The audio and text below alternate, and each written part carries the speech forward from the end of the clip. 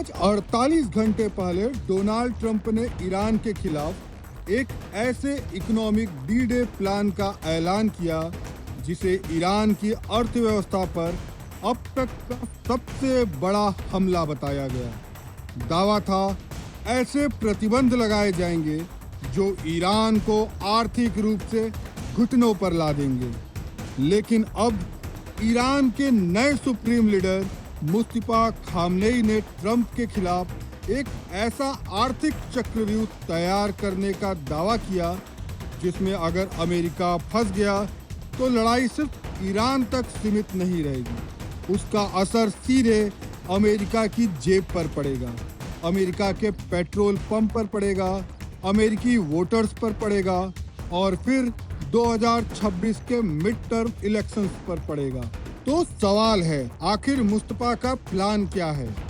Donald Trump लगातार दावा कर रहे हैं कि अब हॉर्मुज अमेरिका के नियंत्रण में है, लेकिन इस दावे के पीछे सिर्फ सैन्य ताकत का प्रदर्शन नहीं है, इसके पीछे एक राजनीतिक डर भी है। वो डर है मागा वोटर्स के छिटकने का, वो डर है अमेरिकी सत्ता पर पकड़ कमजोर होने का, और सबसे बड़ा डर है नवंबर 2026 के मिड टर्म इलेक्शंस में हार का। यही वजह है कि ट्रंप हॉर्मुज को ईरान युद्ध की एक बड़ी ट्रॉफी की तरह पेश करना चाहते हैं, लेकिन दावा है कि मुस्तफा ने इसी हॉर्मुज को ट्रंप के लिए एक ऐसा आर्थिक जाल बना दिया है जिससे बाहर निकलना बेहद मुश्किल हो सकता है। रिपोर्ट्स के मुताबिक मुस्तफा नवंबर 2026 तक संघर्ष जारी रखना चाहते हैं। क्यों? क्योंकि लक्ष्य सिर्फ अमेरिका से सैन्य मोर्चे पर लड़ना नहीं है, लक्ष्य है अमेरिका को उसकी आर्थिक व्यवस्था के जरिए दबाव में लाना। दावा है कि ईरान हॉर्मुज के वैकल्पिक रास्तों पर भी दबाव बना सकता है ताकि खाड़ी से तेल की सप्लाई बुरी तरह से प्रभावित हो जाए। तेल की कीमतें बढ़ेंगी तो पेट्रोल महंगा होगा, पेट्रोल महंगा होगा तो ट्रांसपोर्ट महंगा होगा, ट्रांसपोर्ट महंगा होगा तो रोजमर्रा की चीजें महंगी होंगी, और फिर महंगाई सीधे अमेरिकी जनता की जेब पर हमला करेगी। यानी ईरान की रणनीति का सबसे बड़ा निशाना ट्रंप नहीं बल्कि ट्रंप का वोट बैंक हो सकता है, और अगर अमेरिकी जनता महंगाई से परेशान हुई तो उसका राजनीतिक नुकसान रिपब्लिकन पार्टी को उठाना पड़ सकता है। ट्रंप का प्लान ईरान की अर्थव्यवस्था में आखिरी कील ठोकने की कोशिश है, लेकिन सवाल है क्या अमेरिका ईरान को आर्थिक रूप से पूरी तरह अलग थलग कर सकता है? यहीं से चीन की एंट्री होती है। चीन ने साफ संकेत दिया है कि वह अमेरिका के एक तरफा प्रतिबंधों को स्वीकार नहीं करता। चीन का कहना है कि ऐसे प्रतिबंधों का अंतर्राष्ट्रीय कानून और संयुक्त राष्ट्र सुरक्षा परिषद में कोई आधार नहीं है।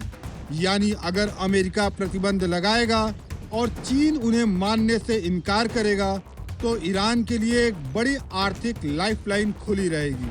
चीन ईरान के तेल का सबसे बड़ा खरीदार माना जाता है। दावा है कि ईरान के कुल कच्चे तेल निर्यात का करीब 90% चीन खरीदता है। यानी जब तक ईरान का तेल बिक रहा है तब तक ईरान की अर्थव्यवस्था को पूरी तरह घुटनों पर लाना अमेरिका के लिए बेहद मुश्किल होगा, और यही ट्रंप के इकोनॉमिक डी-डे प्लान की सबसे बड़ी कमजोरी हो सकती है। सिर्फ चीन ही नहीं, जॉर्जिया ने भी ईरान पर नए प्रतिबंधों को लेकर अलग रुख दिखाया है। यानी ट्रंप के प्लान को पूरी दुनिया का समर्थन मिलना उतना आसान नहीं दिख रहा है। ईरान के विदेश मंत्री अब्बास अरागची ने भी साफ संदेश दिया है कि प्रतिबंध ईरान के लिए कोई नई चीज नहीं है। उनका कहना है 14 साल पहले सबसे कठोर प्रतिबंध लगे, वे नाकाम रहे। 8 साल पहले मैक्सिमम प्रेशर की नीति आई, वो भी नाकाम रही। फिर बिना शर्त आत्मसमर्पण का दबाव बनाया गया, लेकिन वो भी सफल नहीं हुआ, और अब सबसे बड़े आर्थिक अभियान का ऐलान किया गया है। ट्रंप का प्लान है ईरान की अर्थव्यवस्था को तोड़ना, लेकिन ईरान की कथित रणनीति है दुनिया के तेल बाजार पर दबाव बनाकर अमेरिका की अर्थव्यवस्था को ही चुनावी मुद्दा बना देना। और इस लड़ाई का फैसला सिर्फ तेहरान या वॉशिंगटन में नहीं होगा, इसका फैसला हो सकता है दुनिया के तेल बाजार में, अमेरिका के पेट्रोल पंप पर और फिर अमेरिकी वोटिंग मशीन पर। तो सबसे बड़ा सवाल है, क्या ट्रंप का इकोनॉमिक डी-डे ईरान को झुका पाएगा या फिर हॉर्मुज में तैयार हो रहा मुस्तफा का आर्थिक चक्रव्यूह ट्रंप को उनकी सबसे बड़ी राजनीतिक चुनौती दे देगा।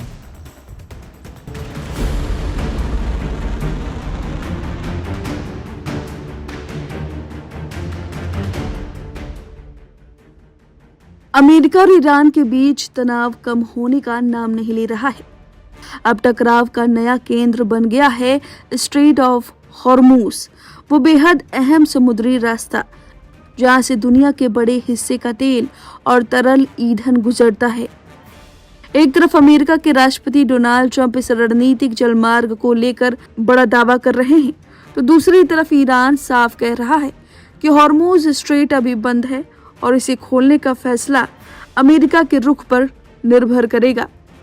डोनाल्ड ट्रंप ने रविवार को एक बार फिर अपने social media platform truth social पर एक तस्वीर शेयर की। इस तस्वीर में रणनीतिक रूप से बेहद अहम स्ट्रेट ऑफ हॉर्मुज को न्यू यूएस टेरिटरी यानी नया अमेरिका क्षेत्र बताया गया। ट्रंप इससे पहले 18 अगस्त को यही तस्वीर शेयर कर चुके हैं, यानी ट्रंप लगातार हॉर्मुज स्ट्रेट को लेकर अपना दावा दोहरा रहे हैं। ट्रंप ने इससे पहले 14 अगस्त को लॉन्ग आइलैंड में एक पुलिस एकेडमी में संबोधन के दौरान भी हॉर्मुज को लेकर बड़ा बयान दिया था। उन्होंने कहा था वह बहुत जल्द इस अहम जलमार्ग को अमेरिका का क्षेत्र घोषित करने वाले हैं। हॉर्मुज स्ट्रेट की अहमियत समझिए, यह दुनिया का सबसे महत्वपूर्ण समुद्री मार्गों में शामिल है। यहाँ से बड़ी मात्रा में तेल और दूसरे तरल ईंधन की आवाजाही होती है। यही वजह है कि हॉर्मुज को लेकर अमेरिका और ईरान के बीच बढ़ता तनाव पूरी दुनिया के लिए चिंता का विषय बन गया है। लेकिन अमेरिका के इस दावे को ईरान ने सिरे से खारिज कर दिया। ईरान की सर्वोच्च राष्ट्रीय सुरक्षा परिषद के सचिव मोहसिन रज़ाई ने साफ कहा कि हॉर्मुज स्ट्रेट बंद है और फिलहाल इसे नहीं खोला जाएगा। रज़ाई के मुताबिक अगर अमेरिका अपना रवैया बदलता है और अपनी प्रतिबद्धताओं को पूरा करता है तो स्थिति बदल सकती है, लेकिन ईरान का कहना है कि इस बार सिर्फ बातचीत काफी नहीं होगी। अमेरिका को अपने रुख में बदलाव दिखाना होगा और अपने वादों को पूरा करना होगा।